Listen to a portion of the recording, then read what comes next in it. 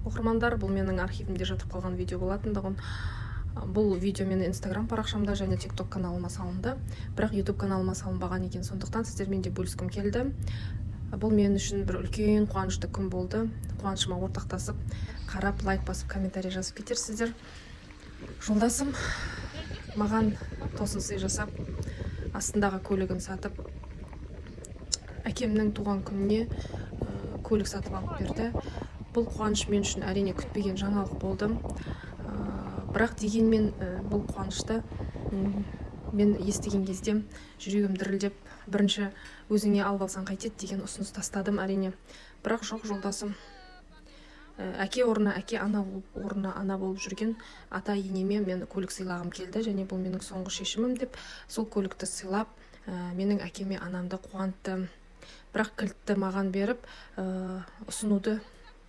кілтті әкеме ұсынуды маған тартты. Сөйтіп өзім айдап әкеліп, папама кілтін ұсынып, көзінен қуанышын көріп, барлығымыз көзімізге жас алдық. Әрине, бұл енді көптен күткен қуанышы. Папам әрине көліксіз емес, дегенмен де осындай бір жаңа көлік мінгісі келіп армандап жүрген болатын. Біз әрине жаспыз, бұндай көліктің бізде түрі болады, түрін айдадық та, бізге де осындай көлік жұғысты болсын деп қояйық. Ата-ананың жүзінен осындай күлкі қуанышын көруге не жетсін, осындай күнге де аман есен жеттік.